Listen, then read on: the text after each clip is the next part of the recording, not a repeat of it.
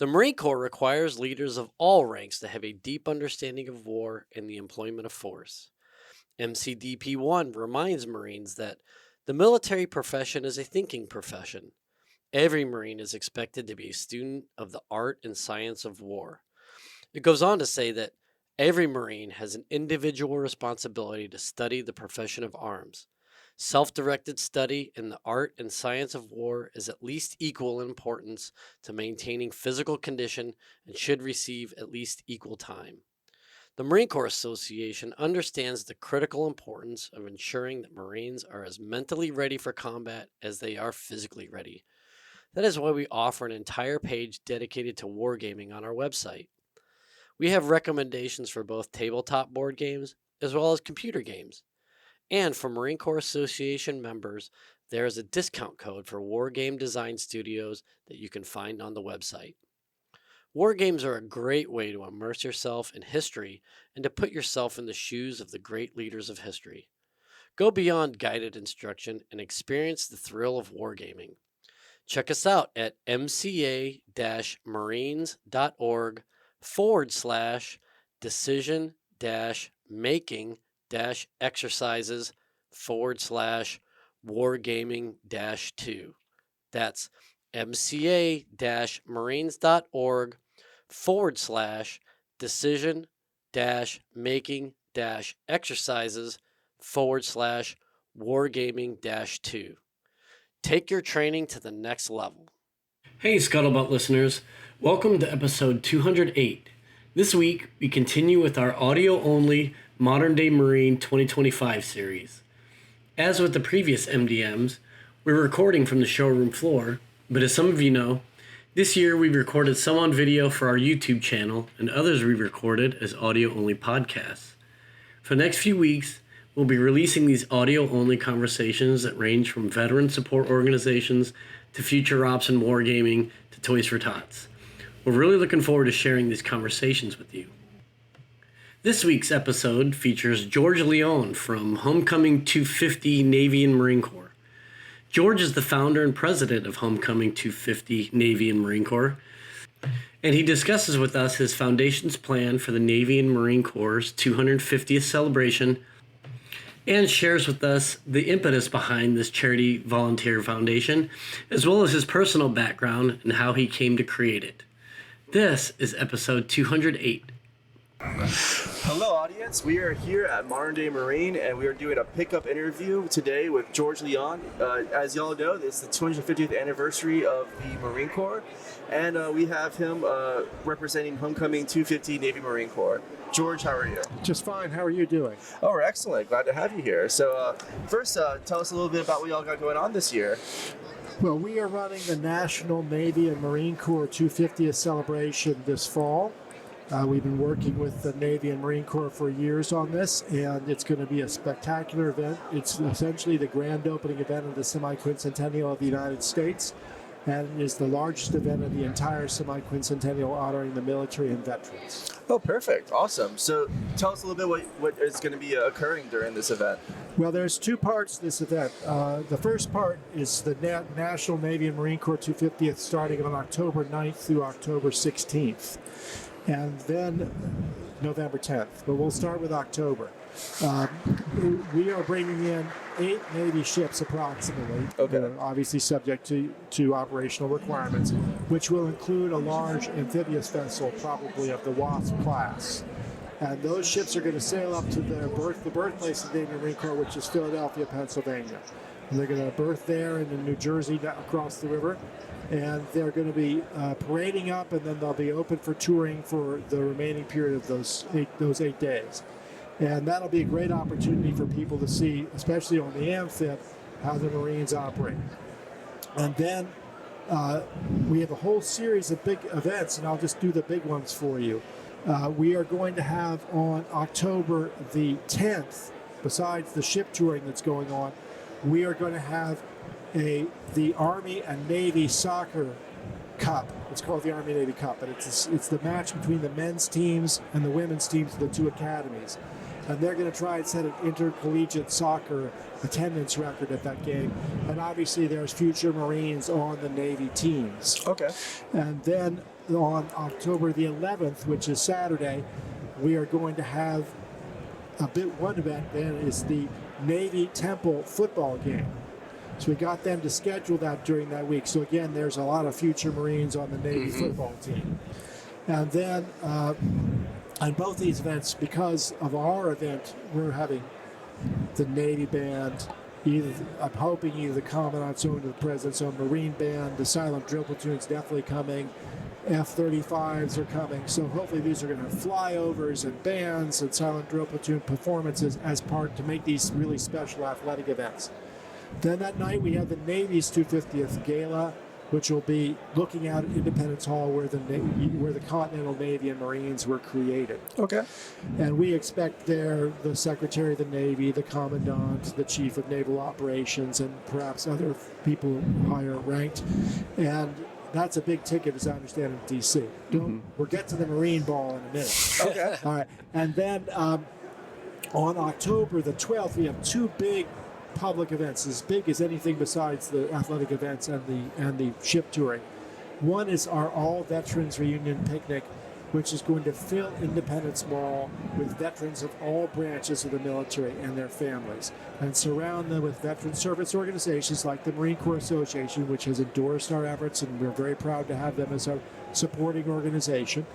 And we'll give those organizations a chance to recruit people, which, as you know, is quite crucial for organizations like this, and to tell people about the services they provide. And we'll give everybody a chance to have a really great time with celebrity chefs and Okay. cheesesteak cook-offs, Yeah, things now like you're that. talking about language, Yeah. sir. All right, there we Sold. go. And so that's going to lead into that night, also in Independence Mall, what we're calling the Victory at Sea concert, after a famous piece of music that was written about the Navy and the Marines in World War II. Then the concert's going to feature the United States Navy Band from D.C., the best Navy band, and I hope either the President's own Marine Band or the Commandant's own Drum and Bugle Corps. And that's going to be a televised concert, hopefully nationally televised. It will also feature A-list celebrities, which I define as people my kids know who they are, but I don't. And it'll be namely singers to sing with the bands and actors to introduce them. And Anyone set in stone yet, or no one's set in stone yet. I wish I could reveal names, but All right. we're going for the top acts here. And so that'll be a great patriotic concert. The people who were at the picnic can stay and see, and other people will come and see. That's October the 12th. On the Navy's actual birthday, October the 13th, Columbus Day, we are going to have the Navy. Well, first, we're going to have a Salute to Youth Parade, which will honor young people on the path to joining any branch of the military. Oh, cool. So it's going to feature, hopefully, much or all of the Brigade of Midshipmen from the Academy, which includes Marines, obviously, and then our NROTC units, which will include Marines, ROTC units, JROTC units from high school, Oh, neat. bands, floats, balloons. It's going to start in Center City, Philadelphia, and will end up at Independence Mall again. And the people who are in that parade will be part of the audience for the big Navy 250th commemoration, when we hope to have the Secretary of the Navy, the Commandant, the Chief of Naval Operations, and again, maybe some folks higher in the chain than that. And speaking about the founding of the Navy, Continental Navy Marines in Independence Hall, and the U.S. Navy Marines in Congress Hall right next door, when Philadelphia was the capital of the United States. And the Blue Angels are going to fly over and do a giant maneuver over their heads, and as part of their overflying of the whole area. And there's going to be Marine and Navy overflights during this whole week. And then there's a big event that we're hoping will happen that night, but I can't reveal that until after a certain sports league makes a decision on whether they want to do a big All right. game on that Monday night. Wait, but it's in October. It's in eh? October. Yeah. Yes. So. Okay, so I can't say anything more than that. So we hope, and we've requested that. And so the celebration, there's many more events. There's museum exhibits. There's school outreaches. There are leadership summits. There's an innovation pavilion celebrating the technology of the Navy and Marine Corps. There's a maritime workforce outreach that's recruiting people not only for the military shipbuilding industry, which the Marines obviously depend on also, Yeah. but also for the civilian military shipbuilding industry, because they've realized that the military industry needs a civilian industry to keep it going, essentially.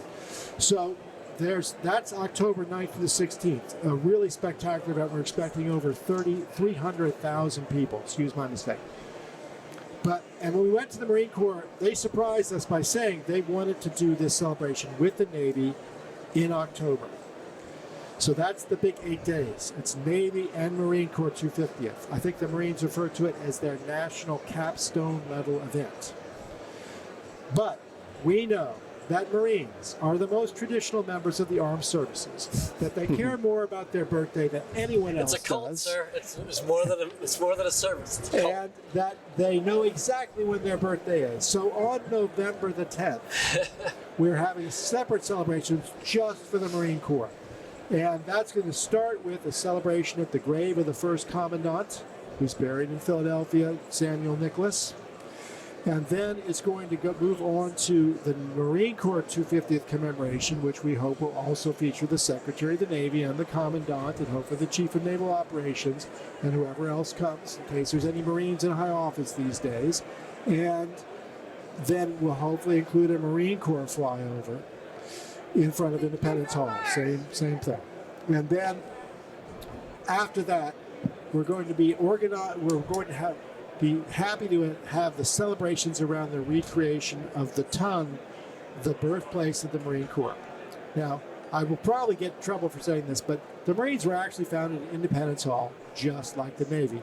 But they much prefer to think they were founded in a bar. So in I had to hold Vic back as he's trying to lunge out of his chair right now. And so they, as you know, Commandant Lejeune in the 1920s reformulated the Marine Corps' birthday traditions, changed from the founding of the U.S. Marines in 1798 in Philadelphia to the founding of the Continental Marines in 1775, focused on Ton Tavern rather than Independence Hall. So we're working with a sister organization called the Ton Legacy Foundation, which is seeking to recreate Ton Tavern. Mm-hmm. People have been trying to rebuild Ton Tavern for over 50 years. And they haven't gotten it done. We're going to get it done this time. But unfortunately, we're not going to get it done in time. It will not be ready on November the 10th. But I'm told that if there's a giant hole in the ground, Marines will come to, and there's beer. Yeah, but Marines, you put a keg in an empty lot. Right, yeah. Right, and it may end up being, hopefully it'll be a hole in the ground, it may end up being an empty lot that's already been purchased for the purpose of being the future Ton Tavern.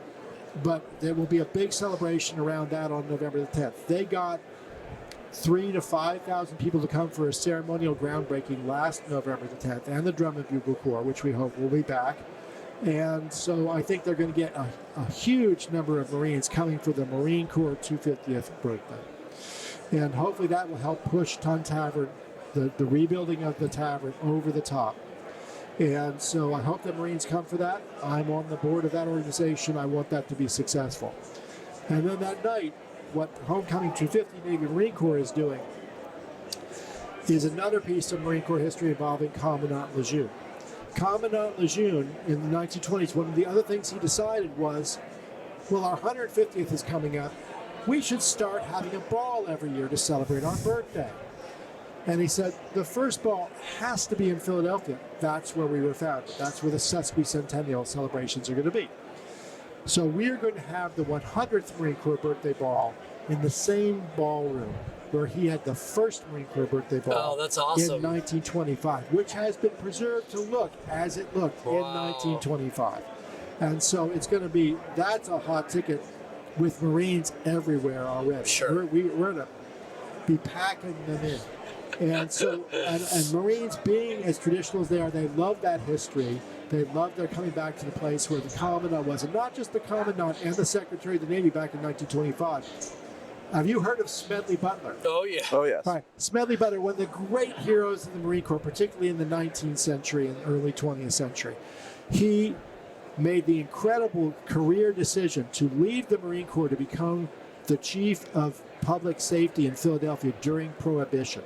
If there was ever a thankless job, that was it. And he was a straight-laced Marine in a culture that was not looking for hardcore enforcement. So actually, he helped preside at this ball with Commandant Lejeune and the Secretary of the Navy. And I think Commandant Lejeune used this ball to lure him back into the Marine Corps, which soon he did, because he realized being the head of law enforcement during Prohibition was not a fun job.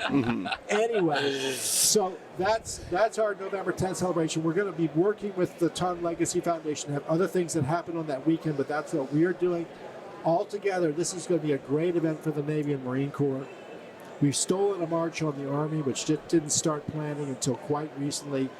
We've been planning for years. It's going to be a spectacular event. Marines should come in October, and they should come back in November. It sounds like it's going to be absolutely. it's a great complete banger. So, George, how did you end up in charge of this effort? you're clearly passionate about it. How did you come to be in this position? Well, it's funny. I'm not the most obvious candidate, but I was the son of a naval officer in World War II. And I wanted to follow in his footsteps and be a naval aviator, but I did not have perfect vision, which was required at the time. So instead I went to law school. I became a lawyer, and then a state and federal prosecutor, and then a judge. And when I retired from that, I wanted to get involved in the semi-quincentennial of the United States. I became a trustee of the Battleship New Jersey, which is part of the celebration, moored just across the river at Camden, and has a huge marine history, which I'll go into for a second. Not only did it support every Marine landing in the Pacific from Kwajalein from the beginning of 44 all the way through Okinawa, it also was the only battleship to be activated for Vietnam and supported the Marines in Vietnam, saved many Marine lives. It also gave fire support in Korea, although the Marines were on the other side of the peninsula by then. And came and supported the Marines in Beirut and had a huge Marine detachment. So when President Reagan recommissioned it, there's just a sea of Marines all over that ship. So anyway, I was a trustee of that. So I said, what can I do what's the part of the history that's not being celebrated? Because I was very concerned at the level of celebration that was going on for the semi-quincentennial. And I said, well, we should celebrate the founding of the Armed Forces of the United States. That happened here in Philadelphia in 1775. And how can I get the battleship involved? Let's do the Navy and the Marine Corps. And I went out and I got the endorsement of every Secretary of the Navy that's still alive, which meant I was talking, among other people, to Lyndon Johnson, Secretary of the Navy, who is still alive at 103. Wow. And so we took that. We went to the newly appointed Secretary of the Navy in the previous administration. It took a little while. We convinced him this is where the National Navy and Marine Corps celebration should be. And we've just been working hard on it ever since. So this is really going to be a great celebration that will really honor both services very well. And in a way, it's good that I'm not a veteran of either services, because nobody can accuse me of favoring one over the other. Exactly. And I should mention on that score, too, when I went to law school, I came out and I clerked for a federal judge who's just one level below the Supreme Court of the United States. But it was clear the most important thing he'd ever done was being in an officer in the 1st Marine Corps Division in World War II, which he would never, ever talk about. But you could tell that was the thing. So he was a great judge. He treated his clerks like family. And he had this beautiful turreted Victorian home, which he had convinced his wife to paint in Marine Corps colors. Red and gold, all the way to the 3rd-story turret. And if he put a Marine Corps flag out, that meant that any Marine who was driving by could stop by and be fed and watered. Wow. And so I met generals and all sorts of Marines of every rank there. And so that really was my introduction to the Marine Corps. I'd known the Navy from my dad, but I learned the Marine Corps. And I'd like to think that what I'm doing now, he's smiling either up or down at me, I don't know. But he's smiling at me for this activity. So that's how I got involved in it. But it's been such an amazing ride, because I have a great team of volunteers. We're a volunteer organization. We're a charity. If anybody wants to donate to us, if I could say that would be wonderful. I'll put the links website in the show description. Yeah. And so, because we have to rate, the military's paying for what they're doing, but they're not paying for anything else. So they're not paying for galas or big celebrations for veterans. That's our doing. But in any case, I've got to meet some wonderful people, both Marines and Navy folk and people, veterans of all sorts. Is there anyone you would like to shout out while you're here who has been a big helping hand along this whole process? Well, I just saw a Commandant Berger speak. He was an early supporter of this. Commandant Smith has been great. General Tulin, I just saw. He has been helpful. He's a Philadelphian. I'm working with Clyde Woltman, who is a Marine aviator who's running our aviation show, and it's going to be a great show. And General Hermesman's on our board, and we've got General Magnus is on our National Advisory Board. We've got 8 Secretaries of the Navy, including Secretary Spencer, who was a Marine. Just a great group of people who are working on this, and it's really been a fantastic thing working with them. People really care about this because it will not only be a great tribute to the Navy and Marine Corps, and it'll not only be the opening act of the country's semi-quincentennial, but it will remind us what unites us in a time where that's desperately needed. Well, it sounds like, too, in many ways, it's a celebration of Philadelphia. It's sort of the epicenter of all of that. Are you a local Philadelphian? I was raised near Philadelphia, and that was part of the purpose, to keep it from, to keep it from blowing its every 50-year chance in the spotlight. It was in the revolutionary times, it was the biggest city, it was the biggest port, it was the second largest English-speaking city in the world, and it had just such a tremendous role early on. And there's all these Marine and especially naval heroes that are buried there, from Stephen Decatur and Commodore Barry, all those guys who founded the Navy and Marines, including the first commandant. This was their home. Yeah. No, I think it's really great because I think for, sort of the novice historian such as myself, I guess you would think that the obvious place to do something like this would be DC. And so it's really great, though, that people such as yourself are like, no, the birth of all of these things is Philadelphia. Right. And so, I think it's a celebration of all those things, but I really appreciate that it's Philadelphia is this epicenter, and you guys are really leaning into that aspect. It's also a good idea for the Corps and for the Navy, because even though that Philadelphia was a Navy and Marine Corps town for over 200 years, until the base closures of the 90s. There was huge Marine barracks there. It's still there. There's a beautiful Marine parade ground still there at the Navy base in Philadelphia, which is now being privatized in part. And so it really has a tremendously long history of creating those services and building them up. But also, doing something in Washington is like Coles to Newcastle. Right? Everybody's already here. They already know about all this. We want to help recruiting. We want to bring the military back to the Northeast to some extent, to remind people, many of whom don't know anyone in the military anymore because there's no bases there. To remind people, these people are out there defending them right now. And have a tremendous history of defending them and liberating peoples across the globe. We produced. It's just important for people who are not in D.C. to remember these services are out there, and it's important for the services to get out there and get exposure to new people who can join up, who can support them in a time of trouble, sadly, that we live in now. Well, so any final points you'd like to make? Or where can people find you online, social media? If you want to attend one of these events, how can they locate it so they can get tickets or whatnot? All right, happy to do that. So our website is www.homecoming250.org. So you can go on there, you can find out about how to get a hotel room, you can find out about how to put yourself on the list to get tickets to the 100th Marine Corps birthday ball or the Navy 250 Gala. You can find out about all the events, and except for those galas and the sporting events, which we don't control, they're in a stadium. Right. These are all free. That's awesome. So it's a great event for people to come to, and it also, again, we're a volunteer organization. We welcome volunteers. We have our booth here at Sierra Space. It's being manned by a volunteer. We're going to be marching in the National Memorial Day Parade in D.C. We're going to have all sorts of events where we welcome volunteers. And we also welcome donors. Obviously, we do have to raise funds for this. And we welcome sponsors. So if the company that you work for wants to be a sponsor of this organization, please connect me. We'll work with them. We want to make sure that this is an event that all Americans are drawn to and everybody can participate in. Well, George, thank you very much for your time today and coming out to us for Modern Day Marine. To all our audience, please go check out Homecoming 250 Navy and Marine Corps. And thanks again, and happy 250th. Thank you very much. I really appreciate your time, and it's a pleasure and honor to be on this show. Thanks, sir. Appreciate it. Thank you. Scuttlebutt is a production of the Marine Corps Association. You have heard the voices or contributions from Major Vic Rubel, USMC retired, Nancy Lichman, William Truding, and our guest.